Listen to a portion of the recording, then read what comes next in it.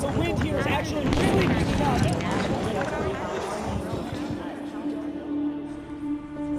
Why? Nobody has an answer for that. Imagine that is now taken away from you. These are the faces of some of the biggest news stories in America. We want justice! Where's the compassion? They need to think about what happened. George Floyd! Faces that over time faded from the headlines as attention turned elsewhere.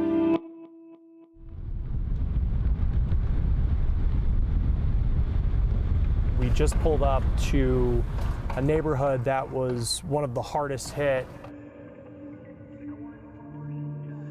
Now we're putting the spotlight back on them. Picking up the pieces and going forward. Each week, we're traveling to places home to major news stories you may remember. Everything you work for, just all gone. And introducing you to people who say it's important you get the full story. When you have an understanding with a community, people come together. We're here to support them in this crisis time.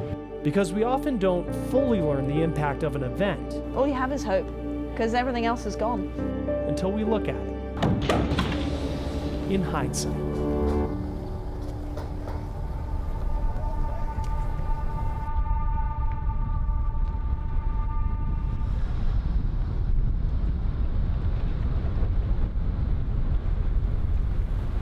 We're in Superior, Colorado, which is about a half hour from Denver, and we just pulled up to a neighborhood that was one of the hardest hit from the Marshall Fire in 2021. You pull up to this neighborhood and you see a lot of homes being built, and you would think, not knowing what happened here, that this is just another new development that's being built, which is pretty common in Colorado. People may forget what made this wildfire so devastating is that it hit a suburban community. This isn't a place that's up in the mountains or a rural community far away where not a lot of people live. I mean, I actually want to show you this right here. This is a list of all the homes that were either damaged or destroyed from the Marshall Fire. More than 1,000 homes were destroyed. And this is on the Boulder County website. It's just a list that keeps going.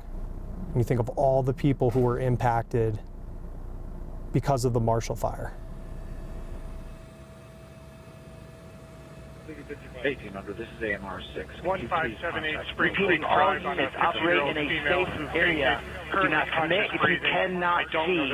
We are going to let the fire burn through, and we will work through the backside. If you need to move to a road and or other designated safe area, do so. Remain safe. 35,000 people evacuated the day of the Marshall Fire. Wind gusts were up to 115 miles per hour. More than 6,000 acres burned, nearly 1,200 homes were damaged or destroyed.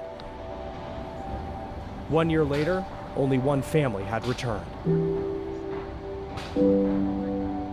Well, I guess Keith, first question, if it's okay, I mean, take me through, I know you were here the day of the fire. Just take me through what you experienced. Nothing but red. The wind was blowing 115, and all you could see was dread and smoke. When I got the dogs out and everything, I left the house unlocked. I didn't even take time to lock it. At what moment did you realize that you had to go? That it wasn't just... When you couldn't see nothing. You couldn't see anything? No. Well, I had to just take a chance on getting out on the road. You couldn't see to get out on it. I just gave it gas and went.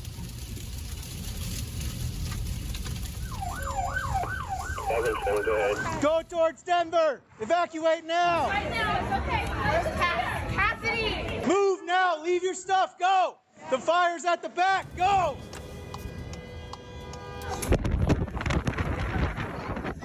Go, go, go, go! I'm still scared.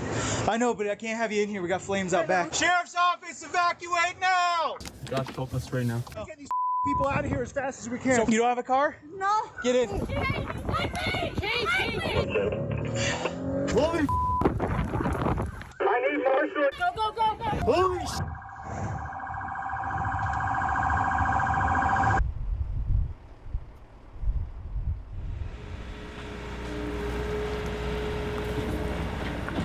Talk to me a little bit about the house that was here. It was an old mining house. It started out as, I think, like 2 rooms or something like that, and then they added on as they went, and it was half this size. So we raised 4 kids in that house, that little 700 and some square foot house. I know you lost your home in the fire, but what else did you lose? Oh, all my, well, not my memories, but all my pictures, and for the most part, you know, we lost everything. We just lost everything.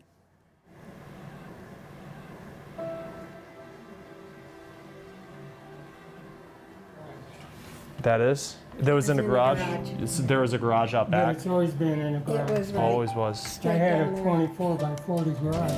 What kind of car is that? 57 Ford. 57 Ford, wow. When did you get it? Oh, 15 years ago. 15 years ago, something wow. like that, yeah. I just can't imagine like coming back and seeing, you know, the lot and your home, and I know it was small, but it meant a lot. It was still home. It was still home. Did you think that you would get to this point where you're sitting, No. you know, in that new home? No. How long did it feel to get to where we are now? Well, we've only been in it for 2 months. Yeah, so it's still new. It's still new.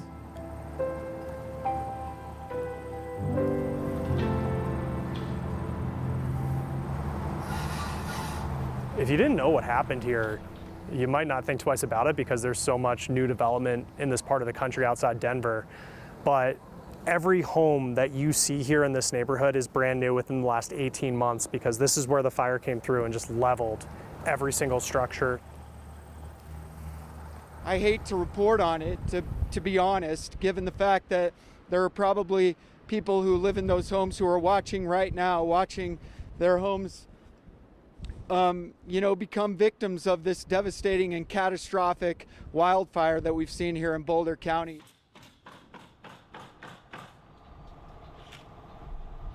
We're in this neighborhood now and all these homes are being rebuilt. I mean, this was totally lost. Like emotionally in that moment, I mean, are you comprehending what's going on around you? Yeah, you are, and it is emotional. And as a reporter, you know, you're sort of paid to be objective, right? And keep your emotion out of things. But at the same time, I live here. This is my community, and I'm watching it burn to the ground. And we watched as 1,000 homes burned here, you know, and then in the days following the fire, I mean, we find out that 92% of homeowners in this burn zone were underinsured. And that's also tough to report on because essentially what that means is they don't have enough insurance to rebuild at today's costs. Unfortunately, as a result of that, people have had to leave this community. They simply can't afford to rebuild here. And then some want to leave, you know, they don't want to be a part of this. It's too painful for them. There's 1, 2, 3 families. One moved to Arkansas and their land is up for sale. The other 2 don't have their land up for sale yet. The one said he's not moving out and he's not going to rebuild, but he's going to hang on to his lot. But then there are others like Della and Keith Gibson who live right here, and their resilience is amazing. It's this older couple, they're in their 70s and 80s, and they found a way to rebuild. They wanted to be here because they raised their kids here, and they want to grow old and die here. And so they found a way to rebuild, and they're back in their home just as of a couple months ago. So that's amazing, the resilience, but also there's still a lot of pain here as well.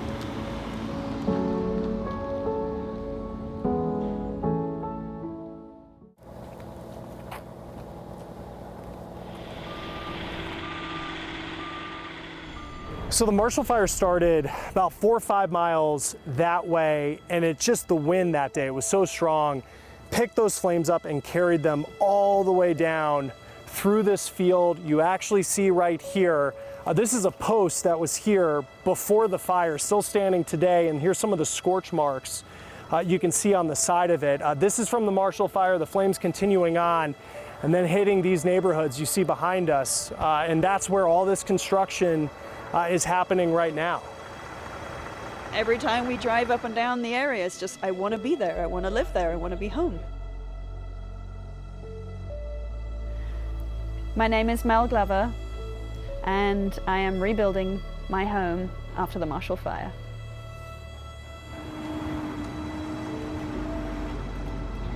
.4631 and 2207. 4631 and 2207. Respond to Mohawk Circle.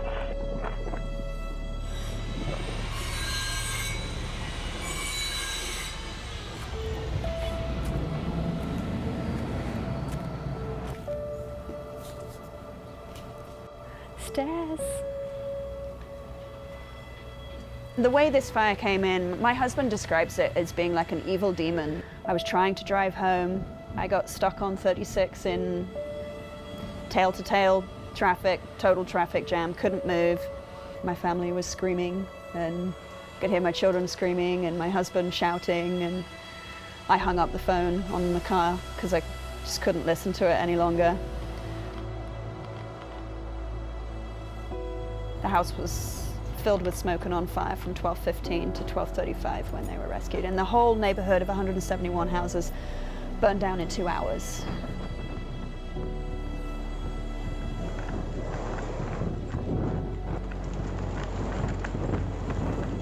Neighbors were rescuing each other and everyone was rescuing themselves, and there were babies in diapers and people with no shoes and barely any clothes on that were running from the fire from this neighborhood. Anything else I can do to help? Knock on the tone, helping people load cars? Anything else? I'm going to be knocking on your neighbor's doors, and we'll find someone to give you a ride out of here. You can give them a ride somewhere if you wanted to. I can't ask. Hi, I don't suppose you have room in your car to help one of your neighbors out? Oh, she can come in, yeah. Help? Okay, thank you. Oh, it's slow. This is the one that gets me emotional. The people in this area, they held us up. They supported us, they clothed us, they fed us, they homed us.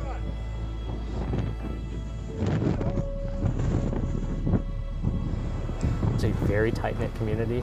People are looking out for each other, sharing information. And I actually think that across the entire Marshall Fire, this neighborhood is how we've been able to get to where we are.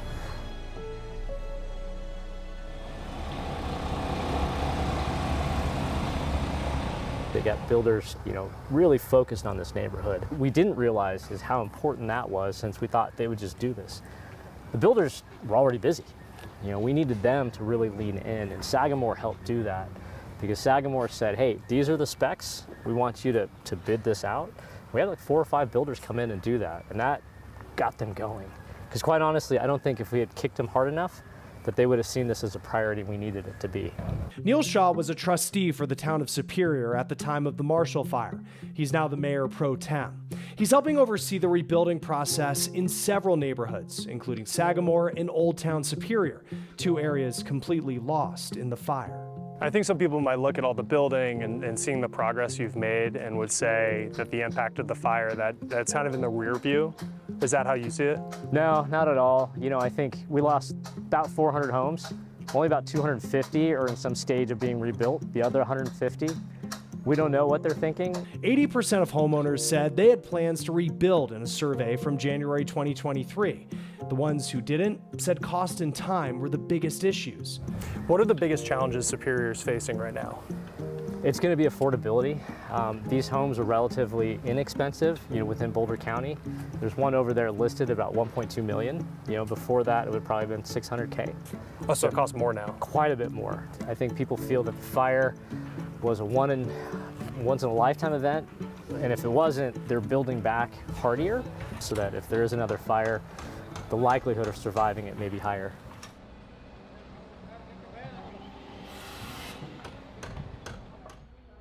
We're trying to create something that's safe. When we were first allowed back to the property after the fire, which was totally shocking, you could never be prepared for the scene that was here. Total obliteration. Everything was just gone. I walked up to what was my front porch, and there were pyramids of dirt sitting on my front porch. The pot had totally burned, but there were these pyramids of dirt, and I thought to myself, that didn't burn. I need to build a house out of this. And I was driving down 93. I saw this sign that said Colorado Earth, and I thought, what is that?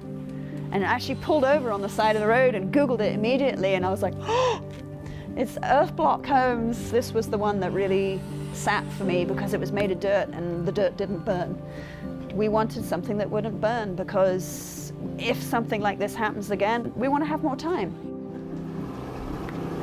And now I get to see the shape of the house now. It's bigger than I thought. I'll admit that this house is definitely a trauma reaction of what's happened to my family in the fire, but I think it's the positive thing that's come out of the fire for us is to experience building a house like this. It's incredible.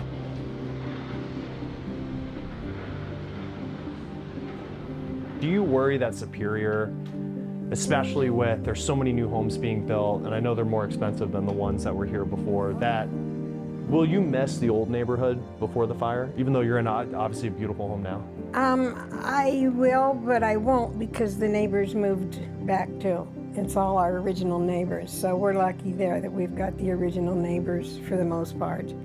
But I don't like looking out my window and seeing $2 million homes. They just don't seem like they belong here.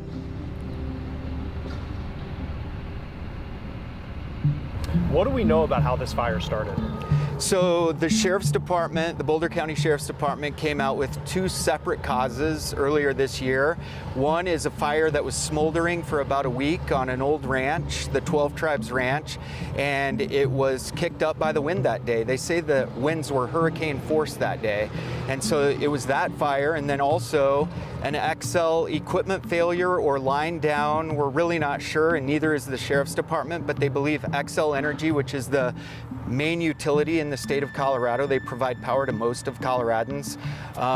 Their lines caused the fire as well. In fact, there's a text as part of the investigation from a lineman that says, hey, I think one of our lines caused this fire, and that was sent that day. I know there's some lawsuits that are playing out. What are we learning through those lawsuits about who potentially could be held responsible for the start of this fire? Yes, I think the lawsuits are interesting because the main one is a mass action lawsuit. You usually hear of class action lawsuits. A class action lawsuit pays out plaintiffs in a lump sum, and they each get a portion of that. A mass action lawsuit considers each plaintiff's damages, and then they're paid out individually based on what the courts assess their damages to be. XL Energy has come back and said, we don't have enough insurance to cover the hundreds of millions that it will cost if if the courts rule against us. But that's what's happening right now is there are multiple lawsuits, and most of them are targeting XL for this fire. The Marshall Fire and other natural disasters are changing the way we insure our homes. Major companies have stopped covering homes in places like Colorado, Louisiana, California, and Florida, sometimes due to the threat of fire, other times due to threats like flooding or high wind. This is a master bedroom. Even those with insurance are not guaranteed peace of mind.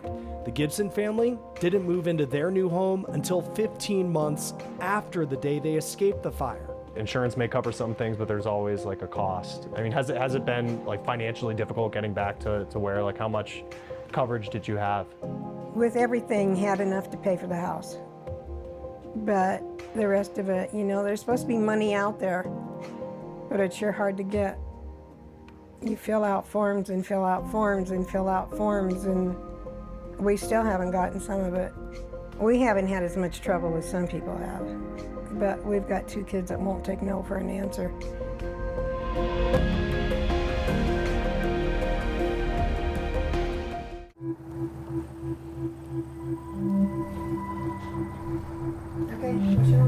Oh, I'm supposed to? Well, you've got the mic.